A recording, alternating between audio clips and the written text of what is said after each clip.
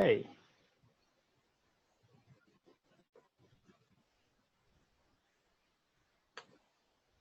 All right, welcome. I'm Dave Travis, and I get to serve as the Chief Encouragement Officer of Leadership Network. I'm joined today by my friend Chris Willard. Hey, Chris. Hey, Dave. How are you? I'm well, and Chris is our director of all of our generosity initiatives. Our work at Leadership Network in the Lilly grant process is to serve as a resource agency, to serve many of you and many of your groups through our reports, our articles, our online courseware that's coming later this year, and hopefully some of you through some of our live experiences like our Generous Church Hub or our Generous Church Leadership Community. I'm today in Atlanta, Georgia, which is my home, but Chris, where are you today? I am just south of Boston, up here in our, my family is from Boston, so I'm up here on a short trip to Boston. Wonderful. Today we're going to talk about our newly released report that Dr. Warren Bird wrote for us. And Dr. Bird is on as a participant, I think, in the webinar. And Dr. Bird heard David Thurman speak earlier this year at a conference where David had just taken a quick look at some of the data that Mortarstone had. And Dr. Bird was fascinated with it. And he said, David, we need to share that data. And so that led to some questions and back and forth between David and Warren to say, what's the best data for churches and congregations, really to get a sense of what's going on in the church giving world across lots of churches. So the report is based on almost 400 churches, 722,000 individual givers, and $1.5 billion in church giving. So we're going to talk about that. I'm not going to read you the report, but I did want you to have that little bit of background. So all the data, of course, was confidential and that was given to Mortarstone, but they're able to aggregate it to get some insights for us. They went back, looked at a lot of other clients as well. So it's based on that. Chris is here. Chris, tell them a little bit about what you do with Leadership Network and how long you've done it and kind of what your frame of reference is when talking about generosity in church. Sure. So I spent a long time, nearly 20 years in the parachurch world, and a lot of that time was in major donor development. Then I spent several years as the executive pastor of a large multi-site church in Orlando. And of course, in that role, had to spend quite a bit of time thinking about how do you fund the mission and how do you help people understand generosity and stewardship. And then in 2004, I think it was, Dave, no, 2007, I joined the Leadership Network team and have been leading all of our efforts related to generosity and stewardship and giving since then. So what I do is I get a chance to work with churches that are really trying to figure out how do they accelerate generosity and giving in their church? How do they teach generosity and stewardship? How do they put a comprehensive plan in place to really kind of move the ball in that area? And we've really had some great groups over the years and seen some tremendous progress as the churches have participated in our various leadership communities and hub events. Why is generosity such an important thing for a congregation?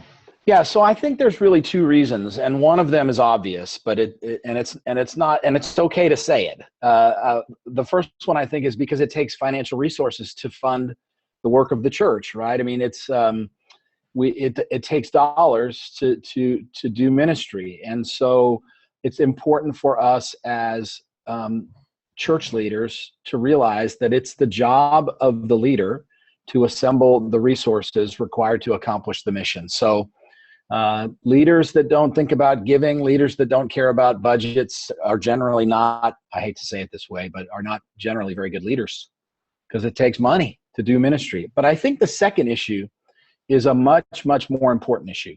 And that is that, yes, it takes money to do ministry, but it's far more important for us to recognize that stewardship is part of discipleship. It's one of those fundamental spiritual disciplines. It's a part of spiritual formation. And yet, sadly, in many of our churches, we don't teach generosity and stewardship as spiritual formation. We only talk about generosity and stewardship when we're trying to raise money. I call that giving the sermon on the amount. We talk about money generally in churches, not because of what we want for our people, but it's because of what we want from them. And I think that's a mistake. We think that's a mistake. So it's really important for churches to talk about generosity, stewardship, giving, money, because it takes resources to fund the mission. But it's also important because, Christians need us to teach them that.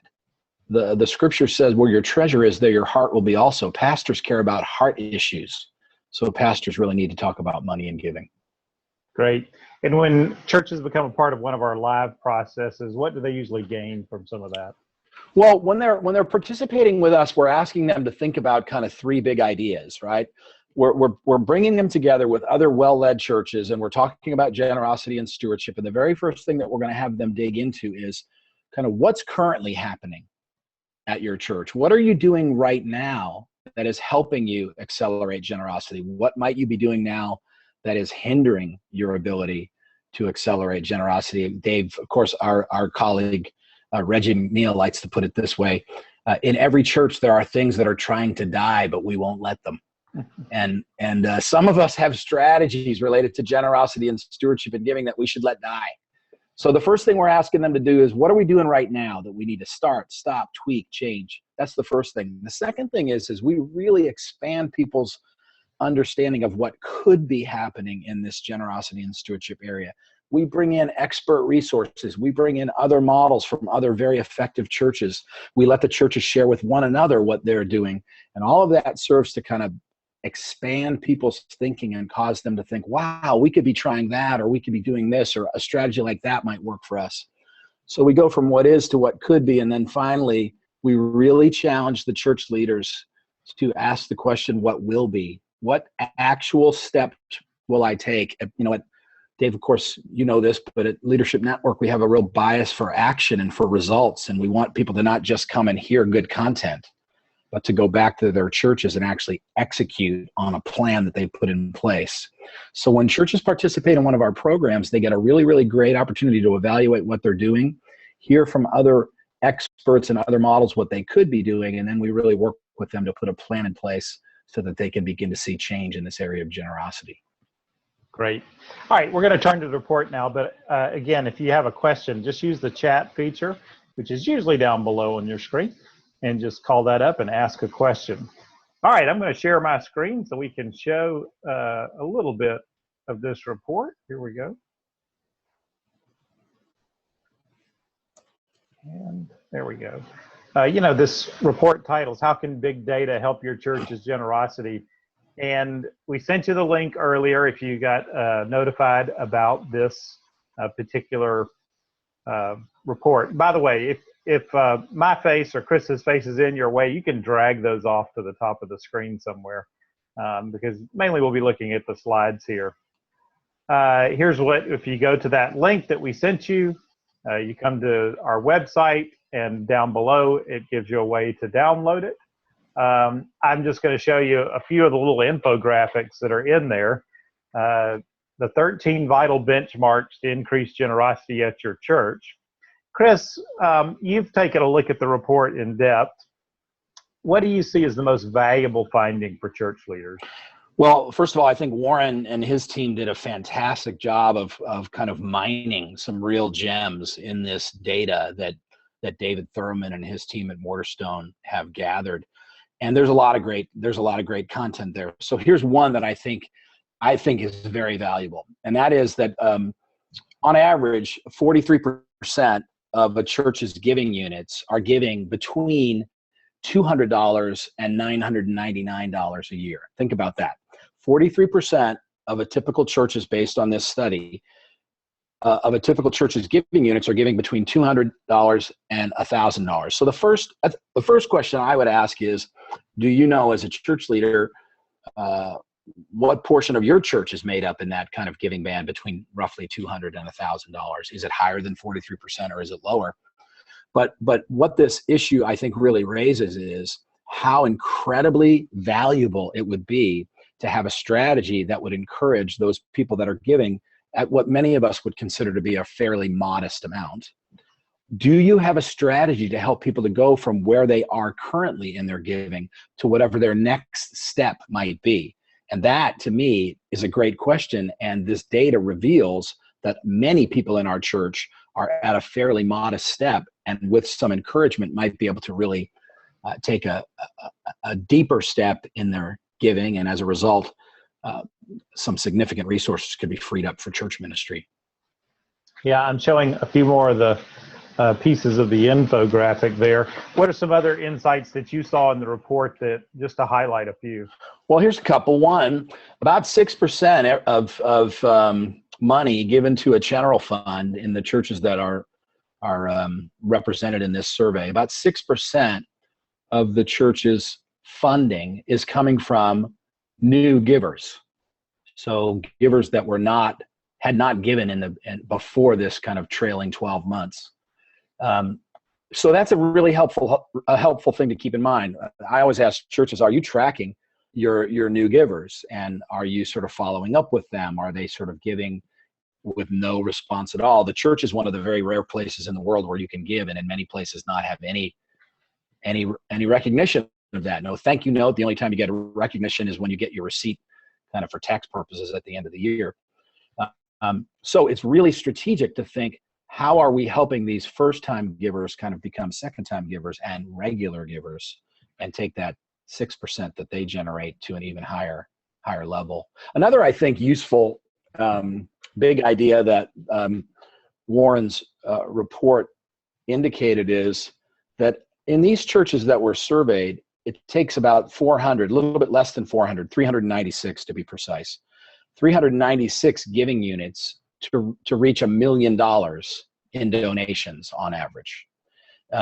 So it takes about 400 giving units to generate about $1 million in giving. So a great question for churches is, how does that number compare with your data? Is it lower or is it higher? And are you, as a result of being much lower, can you perhaps identify some strategies that will help you to help those giving units give at an even higher level, which I think is one of the big ideas that this report generates in overall, Dave. And that is, we have to have strategies in place that doesn't just track what givers are currently giving, but actually motivates them to grow their giving. And many churches have really no strategy in place to invite people to go from where they are now to where they could be. And I think that this data reveals that would be an incredibly useful strategy to have in place. Like I said earlier, the link that we sent all of you, you can encourage anyone to go there and download the report. You can download it yourself. You can send that link out. For many of you, or at least 4 of you, have signed syndication agreements with us, where you can get a copy of the report to customize with your own cover, so that you can share with your constituents. We also have a series of articles, short articles you can put on your websites, in your publications. If you don't have one of those agreements, please email me. You'll see my email address a little bit later on the screen, and we'd love to get you signed up for our free syndication agreements. That'll get you all the information that you can customize for your constituency. Now, at the end of this report, there's a way that congregations can purchase a way for them to compare themselves to all this aggregate data. And if you download the report and you go to that link, you will see a sample report that tells you some things. Chris, what are the advantages? You already mentioned a few of those, but I'm just showing one of the pages of the report here that shows kind of over time, measuring it, like you said, a trailing year, what it can look like and how people can work on certain issues. I think they have 22 different things that churches can work on to increase the generosity quotients. Yeah, I think one of the advantages of looking at data like this is, that old axiom that you can't manage what you don't understand, and you don't understand what you don't measure. I think it is really useful for us as leaders at the local level in the church to do a really good job of measuring giving information, because giving information reveals not just what people are doing with their money, but also in many cases what's happening on the inside. I actually believe that every change in giving in a person, every change in giving is a pastoral issue. It often will surface something that is happening in a person's life that needs a pastoral response. So it's useful for us to track that. I think another reason why it is so useful for us to have this kind of information, and why I would recommend that churches consider participating in this process and getting this analysis done, is that we make assumptions about what's happening with our giving without actually having good data. So for example, I can't tell you how many times I've asked a pastor, hey, how's giving going in your church? And they'll say, oh yeah, giving's awesome. Giving's good. Giving's up. We're really encouraged. Giving is doing well. It's up from last year. And then you actually look at their data, and what you discover is, no, in fact, giving is not really up over last year. What's actually up is attendance. Really what's happening is giving per capita or giving per person is actually down. But because the church is growing, it is masking the fact that they're not doing a very good job of teaching generosity and stewardship. Sometimes actually a pastor will say, yeah, giving's up. We're doing really good. You look at the data, and what you discover is, no, there's actually one or two key givers who've made very, very generous gifts, and that's sort of skewing the numbers. So without really looking at data and digging in, you don't really know what's going on with your giving. And so that's why I think this kind of tool is very helpful. Chris, will you go look and see if there's any questions? And if you have a question, please do chat one in there. There was one, Dave, that somebody asked about, are we recording? I think I accidentally deleted that. We are recording. So the answer is yes, we are in fact recording. So that's good news. I see a question here from Brad Fulton that says, when you reference big data, are you referring to publicly available data or just a church sending its data to Mortarstone? Yeah, so big data is that sort of euphemism for all this scary data that is out there about all of us related to giving and everything else, frankly. That's not what we're looking at. This report is analyzing the data that churches have, that Mortarstone has aggregated by working with hundreds of churches over the years. And those churches voluntarily submit their data to Mortarstone because they are participating with them. They've subscribed to Mortarstone's service, and Mortarstone is providing them with data analytics on an ongoing basis, which is, by the way, I mean, I'm not here to sell Mortarstone, but I'll tell you, I think Mortarstone is an excellent tool, and I think they do a fantastic job of helping churches with donor analytics. So that's what we mean by big data. It's the data. It's a big data set. It is a big data set. Yeah. If you look at 727,000 giving units or individuals who give, that's a big data set. Yeah, it sure is. Spread it across. Big data means a couple different things. One could be, from Social Graph and other kind of data sources. In a separate study that I heard about this week, Chris, you were talking about giving, and a couple of churches that we are consulting with in our big data project said the number one predictor of the divorce of a regular attending couple that they found in looking at it historically was the couple stopped giving to the church between 3 and 4 months before they filed for divorce. And so if they would have noted that, they could have at least made a call to say, hey, what's going on in your life? Is there something you want to talk about? So it's a pastoral issue. Giving becomes a pastoral issue. Yeah, I mean, I cannot tell you how incredibly important it is for pastors to look at giving data, not because they're trying to run up the score with regard to giving, but because they care about the hearts of the people in their church. When someone's giving just craters, there is often something happening on the inside that a pastor could really be useful. One of my friends had a situation where one of their key givers, their giving just disappeared. And what he called and just said, hey, how are you? He didn't call and say, hey, where's the money? He called and said, hey, how are you? And what he discovered was that this man and his wife had just had to put their 27-year-old son into rehab, which is, when you don't have insurance, and it's like a $40,000 or $50,000 check that you have to write. So now what the pastor was able to do is say, hey, let's get some people around you and pray for you and care about you and kind of support you as you go through this journey. It was the giving that revealed a pastoral issue. And so it is really important for pastors to keep an eye on this. I always tell pastors, when people in your church say, hey, pastor, we talk about giving around here more than we used to, I always think that's a badge of honor. Like whenever someone says that to you, you should say, I'm so glad you noticed that. I'm a pastor and I care about you. And that's why we look at giving data, because the scripture says where your treasure is, there your heart will be also. Great. Chris, are there any more questions there? I don't see any more questions in the chat room, and no more in the Q&A at this point, Dave. Well, good. I've put our emails up there just so you can reach out to us personally with any follow-up questions. If you want more information about our live programs as well, or our syndication agreement, please send those on. We look forward to responding to those.